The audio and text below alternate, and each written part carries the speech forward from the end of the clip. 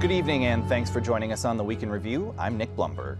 It's the final countdown. The Illinois primary election is, at long last, almost here. That's not someone who's going to stand up to Donald Trump. You know better than to do that. I think that you're being a hypocrite. Three leading candidates in a contentious Senate fight and a host of other races make their closing arguments as Tuesday fast approaches. In the state of Illinois, and I've seen this in disaster after disaster, people really do stand up for one another. Kankakee County picks up the pieces after a tornado destroys at least 30 homes and appears to have claimed a life. We are asking today for the committee to consider holding this appointment until a nationwide search can be done. Elected officials and animal rights leaders sound the alarm over the embattled pick to head animal care and control. Meantime, calls for a special prosecutor to investigate immigration agent misconduct during Midway Blitz draws the ire of the Cook County State's attorney. And questions over a U.S. citizen's claim she was detained by ICE for 30 hours. And now to our Week in Review panel. Joining us are Michael Liptrot of Block Club Chicago, Monica Ang of Axios Chicago, Zareen Syed of the Chicago Tribune, and Violet Miller of the Chicago Sun-Times. Thank you all for being here. Let's get right to it. So as we said, we're finally in the home stretch of the primary. I want to start off with each of you. Tell me the race you're most interested in and why. Michael, we'll start with you. I'd say definitely the 7th Congressional District as well as the 9th. You know, both of them are very packed. You have two retiring incumbents, and especially for my beat on the west side when it comes to the 7th Congressional District, you have Danny Davis, long time pillar in the community stepping down, and a lot of people looking to take that seat. And with LaShawn Ford both being endorsed by Davis upon his outgoing, as well as leading to a lot of people, I'm really interested in seeing if it goes to a runoff and who will face off with him. Yeah, Davis certainly a pillar of the community, but a lot of folks not necessarily taking his cue on the endorsement and jumping in anyway. Right. Monica Ang, what are you watching for? Well, I'm going to copy you. The 7th and the 9th are super interesting. You know, the 9th is like anybody's guess. Is it going to be Kat? Is it going to be Daniel Biss? Is it going to be Laura Fine? Lots of PAC money talk around there. I talked to one guy who's running as a Republican for that seat, and he thinks it's going to be Fine and Biss pulling all of the same vote and then Kat winning. And he said he wants that. He said he would love to run against Kat. I've heard it's going to be Kat and Biss pulling from the same progressive vote. I'm also super interested in the Senate race because that's anybody's guess. Will it be Roger? Will it be Giuliano? Will it be Robin Kelly? Yeah, a lot of polling on that, and it's been all over the place. Zareen, what are you looking out for? I'm most closely watching the 8th Congressional District race, I think. Another very crowded field, but a candidate that really stands out to me is Junaid Ahmed. He's running a super grassroots campaign as a progressive Democrat. Just this week, he grabbed an endorsement from Representative Alexandria Ocasio-Cortez, already endorsed by Bernie Sanders and Elizabeth Warren. But what makes it really interesting is his opponent, Melissa Bean, who's trying to make a comeback for her seat. She previously had that seat before Rajan Krishnamurthy won his first term. And she, while in term, she was commonly referred to as the most conservative Democrat. And so that's a pretty big comparison to Junaid Ahmed. And she's got staggering super PAC funding, including APAC behind her. And Junaid Ahmed also lost in 2022 to Raja Krishnamurthy for this very seat, so it'll be interesting to see if he can pull it through. It looks like there's some APAC-linked funding that's attacking him. For sure. Yeah, Absolutely. and some progressive heavy hitters weighing in on that race as well. I think APAC is definitely going to be kind of the shadow hanging over a lot of these elections. It's a great way to put it. Yeah, and especially thinking about a lot of the attack ads coming out is very much coming down to a lot of these races of who is with APAC, who is not, and essentially the broader implications of who is affiliated with Israel or potentially Zionism and who is not. And I think when it goes to these runoffs, that's going to be even more scrutinized. Yeah, it's been very interesting seeing how much that, you know, just in the last couple of years that's become such a flashpoint in so many of these races.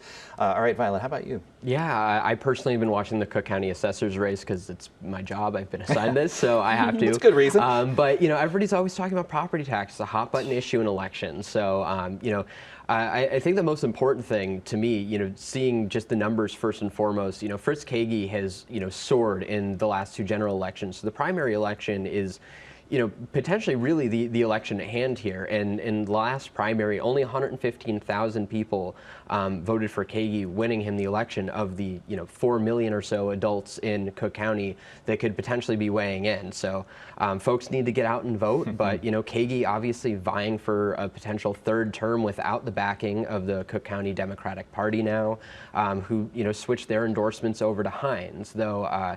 Hines has taken fire from, taking money from property tax lawyers, and Kaegi's taken fire for his COVID readjustment that some have blamed for, skyrocketing property taxes in specifically the South and West sides. And I should say that Kaegi's preferred karaoke song is Ring of Fire. And Hines told Axios he has no preferred karaoke song. So oh, come on, man. Work that into the equation too. Yeah, Can that's you going to be be hard to neutral call. on karaoke? That's the question. How can you not take a stand? I know. Yeah, I guess you can be anti-karaoke, but you have to at least have a song that you would do if you were going to perform. He says that he sings Irish drinking songs to his kids, but does not sing karaoke. Okay, Can fair you trust enough. a guy like Alright. that? Fair enough. All right, well, we could do the whole show on the primary quite easily, and we will be talking about it quite a bit next week. But some big news we got just this afternoon, Zareen, excuse me, that the Chicago Public Schools CEO search down to 3 finalists. What are the details? Well, the news just came out, so it's very vague, as is the case usually with CPS news. So far, it's not really clear whether the CPS board itself will do additional interviews or when these 3 finalists will interview with Mayor Johnson and this 15-person community member panel that they've put. Interestingly, the interim CEO, Macklin King, is back on the list of finalists after being left off in the fall. She had led the district since June through this budget crisis that they've been dealing with, and that really put her at odds with the mayor's office. So that will... Especially since she wouldn't take out the loan for the non-teacher pensions. Yeah. But notably, the only local option here. Yeah, Or absolutely. the only option with local experience, Right, rather. because the other ones are from New York and Louisiana, the other 2 finalists. Be very interesting to see where this goes. I know they're trying to get someone in place by the end of the school year, and going to be a lot of eyes on this. It's huge storms this week, Violet, in Illinois and Indiana, produced multiple tornadoes. 30 homes in Kankakee County destroyed, several hundred structures damaged, 1 fatality that we know of right now, as well as some in Indiana.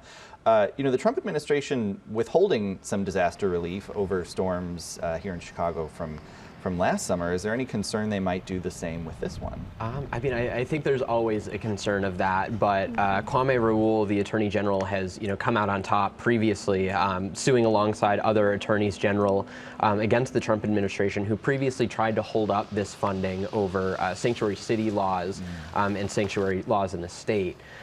This isn't the only win that Kwame Raoul has gotten through this reasoning, so I suspect that if it were to happen again, it would be a bad day in court for the Trump administration. Yeah, and certainly Governor Pritzker is, out in front on this already, it's surveying storm damage and, watching their recovery, so I'm sure he will be on top of that issue. All right. Few pieces of immigration news to get to this week. Michael, there's a coalition calling for a special prosecutor to investigate whether there were any immigration agents misconduct or abuse during Operation Midway Blitz. Cook County State's Attorney Eileen O'Neill Burke, not a huge fan of that idea. What did we hear this week?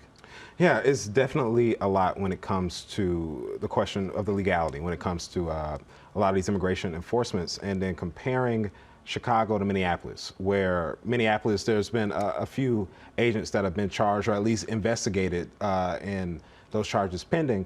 But when it comes to Chicago, no agents being charged yet. And a lot of these elected officials and community leaders are really petitioning for Eileen O'Neill Burke to get a special prosecutor. Earlier this week, Lovie and Lovie, alongside other community advocates, really went out on the plaza downtown to advocate for it. So it's a lot to see. Eileen O'Neill Burke putting out a statement essentially saying that, quote, she wants the stakes are too high and wanting for us to not get this wrong and opposing the petition. So I personally, I don't have a background in law, and I know it's tough to balance urgency with precision when it comes to moving forward with that. I think the biggest thing, honestly, whether or not this petition moves forward it's a voicing of frustration from the community about the lack of accountability for these agents. I mean, we saw this with, several levels of office and politicians at the local and state levels, reaching for what they could, ultimately, coming up short in a lot of ways. And so I think this is just, a continued, expression of that. Yeah, and of course there was the back and forth between O'Neill Burke and the mayor, earlier this year. It seems like folks are really trying to put pressure on her, but she, seems to say, I've got a job to do. I can't necessarily give in to that. Yeah, I mean, that's the story I did earlier this week, which was if and when this surge comes back in March, who's going to protect us? What has changed since last fall that will give us an umbrella and not let a Renee Good or Alex Preddy situation happen? So I'd been asking officials at all levels, what is happening? And, the mayor said that, he's got some Know Your Rights campaigns, and that he did try to put out that executive order that was pushed back on by the state's attorney. The state's attorney said, oh, we've put out this protocol. But as you see from these groups, they think the protocol is insufficient. And when I talk to folks at the state's attorney's office, they're like, look, Monica, we need good, hard physical evidence that sometimes we don't have access to. And we need to have a good, solid case. And the person has to be on duty, and it can't be covered by the supremacy clause. That leaves us a very, very narrow path to a real prosecution. And so I think she's being honest about that, whereas others are like, oh, we're going to be tough. And can you be tough? Is there a legal pathway towards this? It's still unclear. Well, and of course there's been, folks who are opposed to the immigration crackdown kind of cheering when some of these federal cases have fallen apart. But you have to imagine they'd be really frustrated to see, the state's attorney's office take one forward and have it go nowhere. Yeah. The stakes are really high, and thinking about, too, with just this being so early into Burke's tenure, this being a real test, and I can imagine not only for the city of Chicago, the stakes being high, but also just for her office and her time as state's attorney. This is probably the first major test of her prosecutorial discretion. Yeah. I think it also just highlights the lack of accountability systems in place for federal agents and federal agencies at large. I mean, we all had a front row seat to it, the last several months. And so, whether it comes back the same way or in a different form, I think is really the question now. Yeah, well, and Zareen, talking about some of the consequences of Midway Blitz, there was a court filing this week alleging, sort of a huge swath of wrongful deportation at the hands of the feds. What are the details there? Yeah, so hundreds, if not thousands of people could have ultimately been eligible for release. But the Trump administration didn't provide that information in a timely manner for these attorneys with the National Immigrant Justice Watch to make that happen. And I think what's really important to know is that, well, so far only 100 people have been released that were wrongfully detained. But that's just a very tiny fraction of the people that were not only wrongfully detained, but people that already signed their deportation papers and went back to their home country even though they could have stayed. Yeah, the court case may move forward, but these folks' lives have been, pretty drastically upended. And who knows whether there's, any repercussions for, any sort of recourse for that. Yeah, absolutely. I think it definitely speaks to the realities, and that the Trump administration knows that regardless of if you violate a consent decree or not, when someone who may be the sole breadwinner for their family is sitting in detainment and the walls are closing in, you don't have time to wait for a special prosecutor or a case to hold these people accountable. And if it comes down to self-deporting for a chance to be able to support your family whatever way you can, a lot of people are going to have more faith in themselves to leave and make it work versus for the justice system to bail them out. And some have testified that they were told while in detention, oh, we got all the goods against you, your only hope is to self-deport, and they weren't given all of the facts. And not only that, but we saw in the data from Broadview that, folks are being held there much longer than they're supposed to be, as long as a week in some cases. Terrible conditions. Yeah. Exactly. And so, we saw the rates quadruple and more so from 6% under the Biden administration at Broadview to 36% in the height of Midway Blitz. And so, just obviously, we can talk about the reality of things, the numbers and the data backs it up as well. Yeah. Well, Violet, sticking with you for a minute, speaking of detention, you reported this week on kind of an unusual story about a U.S.-born Skokie woman says she was held for 30 hours, but there's been some questions about what actually happened there. Yeah, it's frankly, just a really weird story. You know, there's a lot on both sides, and in talking before the show, Michael and I were both saying just, you know, how strange it is that, you know, the truth hasn't come out yet, you know, and obviously, you know, we're doing what we're doing to dig on this, and big props to the Tribune for breaking this story, Caroline, who was on the show last week. But, you know, we're looking at, you know, the Dodge County Sheriff in Wisconsin is saying that they have no record of her. The Cook County Sheriff said they searched Broadview and found no record of her there. But, you know, family members were showing her phone pinging in these locations. And so, you know, that mixed in with a prior conviction she has for filing a false report of, you know, some pretty serious crimes she served 2 years probation for. You know, there's just a lot of questions here and a lot of uncertainty. So we're working to get to the bottom of it. And there is, you know, there's video out there, but it has thus far not been released to anyone. No, DHS has not responded to my requests for the video, hasn't responded to any other outlet's requests for the video, to my knowledge. They did release some screenshots of video on social media this week. But, you know, some folks have pointed to, you know, they think they're doctored. They think that they don't look right. And that's partially, you know, from what I can tell, it looks like they redacted them a bit strangely. And so it gives them, you know, just more room to pull questions into this. And again, it should be quite easy. They should be able to release video. You know, I know I've been told that SUNY is trying to release Apple metadata and pay stubs because the company that she purportedly worked for said that she was not an employee. So again, just more questions than answers. Yeah, something that's, I think, still going to be some reporting needed for that. All right, you know, Michael, folks might not think of animal care and control as a political flashpoint, but there's been some pushback this week to the appointment of the acting director getting the job on a permanent basis. What's the issue there? Yeah, so when it comes to Susan Capello getting the full-time job or staying with that position, there's a lot of concern about ongoing issues when it comes to animal care and control, particularly when it comes to a lot of these animals, you know, having regular walks, getting regular time outside, the conditions of the shelters. And when thinking about that, you have, it's becoming like every issue in Chicago, very politicized, where you have a group of aldermen who are very against her maintaining the position. And then you have some animal advocate groups, such as Paul Chicago, coming, advocating for her to do it. So I'll be honest, I learned a lot about animal politics in the city and just reading up on this. And it makes me think of the realities of, I saw a stat, I believe I have it here, about how certain cities compared to like LA and New York will have so much in tax funding, on average about $6 to $7 per citizen going towards animal care. And double what we have per person in Chicago. Chicago's like, what, $250, $3 or so. And so how that translates into results. And when speaking about it, two things I have in front of me is the fact that last year was a record high for animal adoptions. You had a little over 3,600 animals being adopted, but also you had highs in euthanasia of around almost 2,500 animals being euthanized. So I imagine that the question of how do you get those euthanization numbers down and get adoption numbers further up, but I would lean to trust the animal advocacy groups.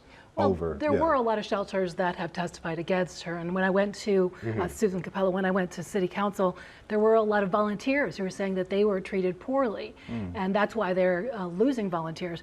I mean, I think one thing everyone agrees on is that there's not enough funding for animal care and control, and that there were high numbers, and it's hard to deal with those higher numbers, but you get these he said, she said, PAWS says this, the other shelters say this, the volunteers say this, but the mayor says this, and it's really hard to know.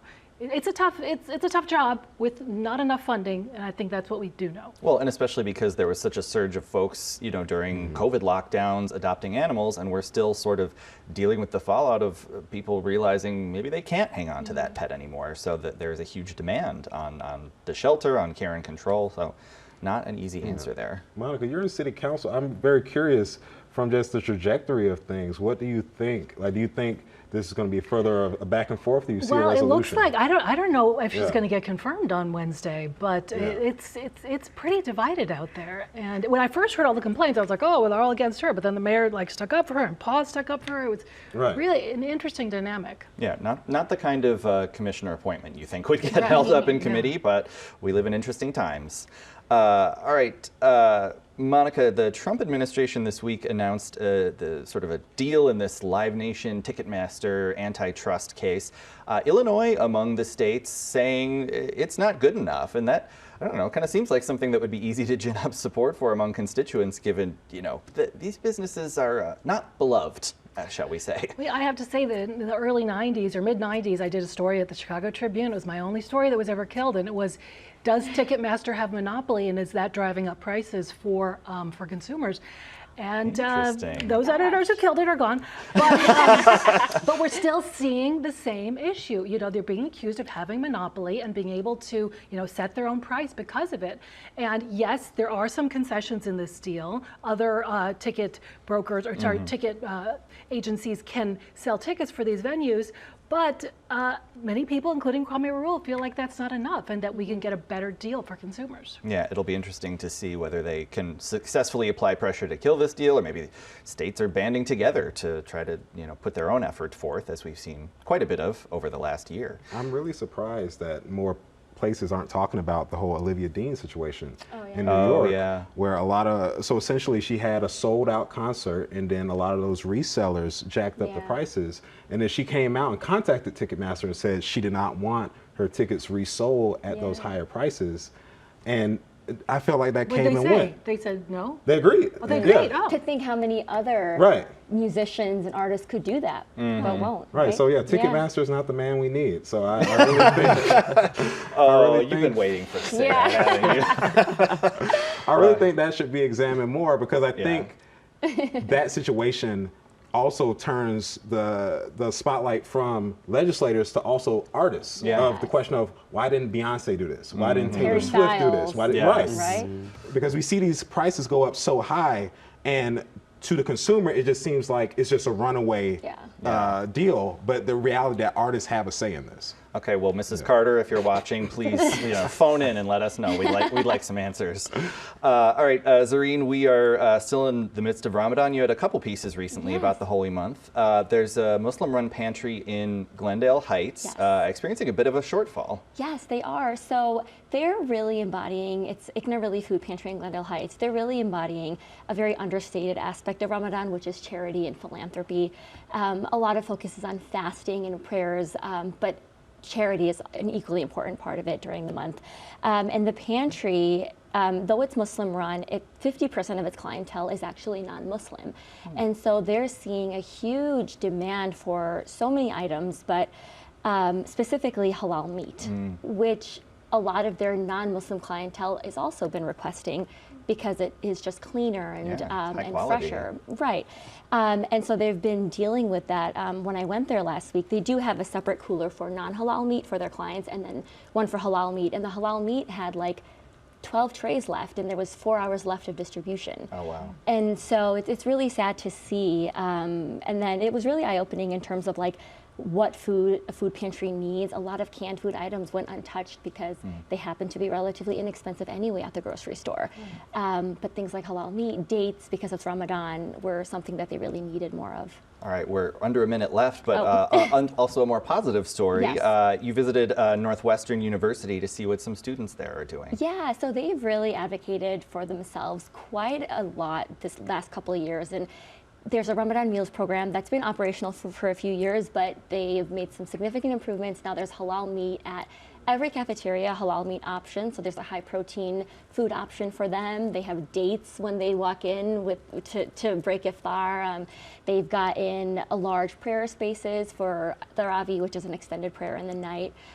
So it's good news coming out of Northwestern, especially for Muslim students who have dealt with a lot of struggles in the aftermath of the pro-Palestinian encampments. Yeah, absolutely. Well, it's nice to end on an uplifting note, but that is all the time that we have.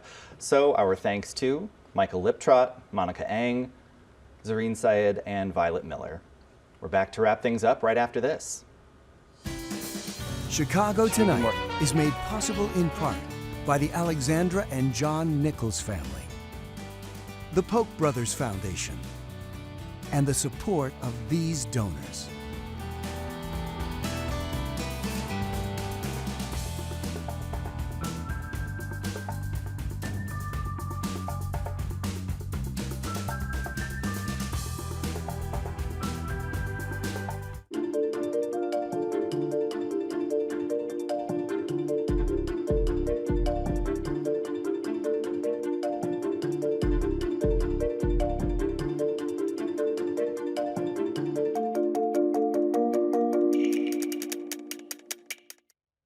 And that's our show for this Friday night. Be sure to sign up for our free email newsletter, The Daily Chicagoan. That's at WTTW.com/newsletter. Now, for all of us here at the Week in Review, I'm Nick Blumberg. Thank you for watching. Stay healthy, stay safe, and stay informed. Have a great weekend. All right, we talked about the local election. One of the more interesting political characters to emerge from Chicagoland, Tiffany Henyard, now running for office in Georgia, and a Democrat no more. Yeah, no, and a business owner apparently. Yeah. She's been up to a lot. Well, we haven't seen her, but if you follow her on Instagram, she's still active there. Oh, really? Yes. Wow. You know what? I've been behind she doesn't on even that. talk about this campaign. She's still promoting adults in politics. Has her own primary guide out. Yeah. Wow. But if I get in hot water, I know I'm going to Atlanta too. They'll welcome you with open arms, apparently.